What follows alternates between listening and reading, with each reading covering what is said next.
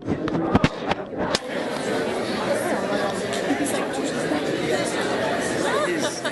another one. There's two of us. This is you. There's actually three of us. There's a little boy who plays Frankenstein as well who's quite good. So tell me a little bit about collaborating with Daniel and Paul and what you admire about them. I'd admired Paul's work for a long time, way back to Gangster Number One. He's done some great work on TV as well as his films that he's done. And I knew that he could handle this kind of relationship between these two guys. He's also a nice guy. Daniel, he's been doing great work. Can't quite pin him down in terms of what type of actor is he becoming, because he keeps taking interest in roles and surprising people. And I thought this was another opportunity for him to do that, and I was well up for sort of being along for the ride in a lot of ways. And on top of that, the character I was getting to play is an absolute madman. And that's always quite fun to play. And what's it like for you to try to create a new take on a character who is so mythic and iconic? What was your process? What was your vision? Well, I've never seen a Frankenstein film before. I'd read the book. My idea was just to kind of like try and pin down why he's so crazy and why he's so mental, because I don't think I've ever really seen why that is. Or I've never seen that in the book anyway. And so in this kind of post-Freudian sort of pseudo-psychological era that we all sort of think we understand how people work, to figure out why he was the way he was, and not make the whole movie about that, but definitely provide an answer to that. And once you've got that, you can go as crazy and mad and entertaining as you like. What's your name? Victor. Your name's Victor? Yeah. That's awesome. That's so good.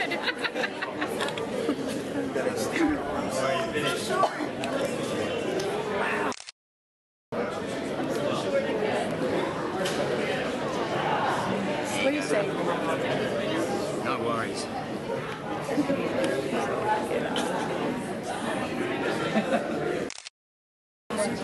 Good, how you doing?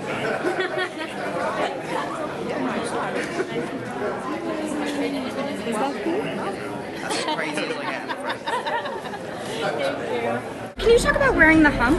Yes, it was great. It was actually like I only had to wear the actual prosthetic hump kind of once, I think, because you only see it properly once. The other one was just like a sort of rig that they put under the costume, and it was very easy. It was mostly in the sort of the posture and the physicality that I was sort of giving to it to make it look really like horrible, uncomfortable, and painful, which I hope I did. Can you speak about collaborating with Paul and what you admire about him as a filmmaker? I mean, the thing Paul brought to this was a real a sense of reality, I think, actually, because there's a sense, sometimes I have a thing where, and it's not, I don't want to slag him off, but like sometimes American directors or American eyes coming to British stuff can come with even when our bad guys are in it, they're still charming because they're British, there's a bit of that, and you don't want that. You want somebody who feels nasty and violent, and Paul kind of brought that level of grittiness to it that sort of grounded the world. So it's not just it's 1850s, it's bombastic and fun, we're English. It's much more like a real sort of city where the threat of danger kind of from the antagonist in the film feels real.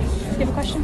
Igor's a lot less of a sidekick in this one, and can you speak to the relationship between the two characters and how that makes this film different? Absolutely. I mean, this is, as you say, this is sort of the difference in this film is the main relationship is between Victor and Igor rather than Victor and the monster. I think Igor is living in sort of just obviously abject, awful conditions at the beginning of the movie. Victor saves him from them, and it's at that moment on, because he's been brought into a world of opportunity and frankly kindness, and even though it's sort of minimal, it's a lot more than what he's known before, and as of that moment Igor is just insanely loyal to Victor, and the rest of the movie is kind of a battle of him not really believing that what Victor's doing is right and trying to find the courage to actually say something to him, and in doing so save his friend, because he can see that his friend is going insane, but there is nothing he can really do about it until the end of the movie when it's all too late. Real lions? We did, yes, indeed.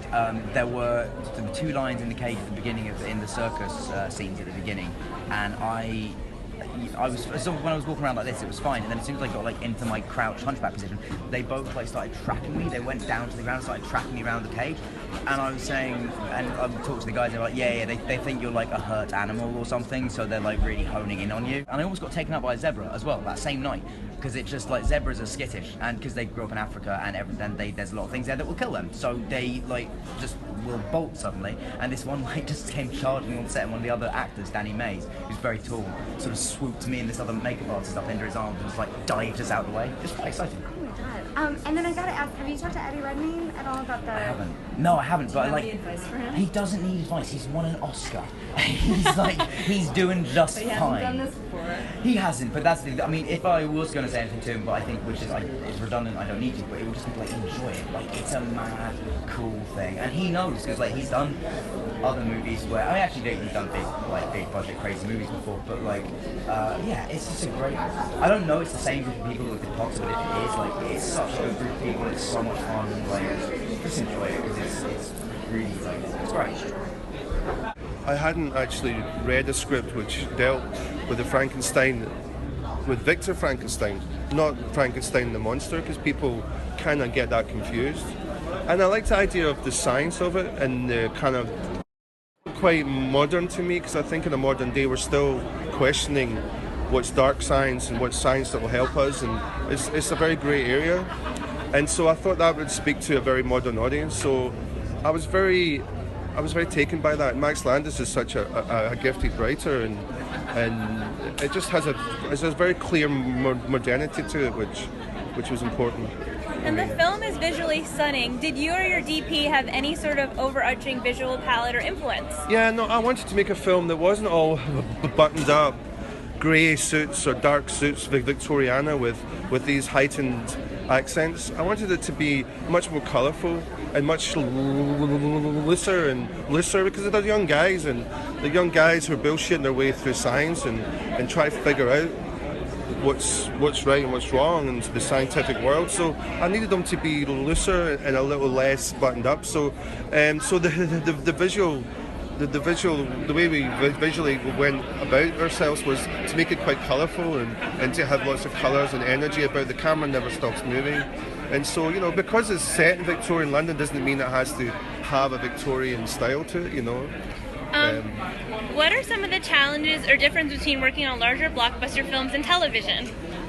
Well, the challenges are the same. I mean, for this film, you know, I did the Sherlock shows on television, so it's quite similar in the sense there's two guys who lead from the front. So Benedict and Martin do the Sherlock, and then obviously James and Dan lead from the front here. So that was quite similar. And there's a kind of sociopath in the middle of it, which is Victor Frankenstein or Sherlock, you know. So that was quite similar. As far as scale is concerned, obviously, you know, our budget was a decent budget, but it wasn't what you think it wasn't like this crazy $100 million movie or anything. But you have to be responsible, but also you have to give the audience some entertainment. And so we wanted to make sure we spent our money right and gave them the kind of chases and the thrills and spills that hopefully they'll enjoy in the movie, you know. And television is the same. I mean, television is getting it's going through a renaissance right now that, you know, you still have to keep your standards high. You can't just go, well, it's only TV, you know. You still have to keep your standards high, but it's in a much smaller minutiae, you know, of detail and that sort of thing. And speak about collaborating with Daniel. Daniel's amazing. I mean, Daniel came to he was probably involved in the film before James was. In fact, he was. And Daniel was a great champion of the script. He really liked it. He really loved Max's words. And so he was a great inspiration for me to go to him straight away and say, look, I want you to play this part. And then he was like, well, we have to find who Victor Frankenstein is, because he's the kind of engine, you know. His part, Daniel's the soul of the film, you know. James is more the heartbeat of the film. So he's such a wonderful actor, and I've never met an individual who's so kind to the crew and the cast, because he's been brought up in the crew, you know. Mm-hmm. He knows everybody's names. He makes sure everybody's comfortable and everyone knows everyone's name, and it's just quite amazing to see, and it's a great lesson. Who'd have thought you could learn so much from a young man, you know. It's kind of amazing to watch.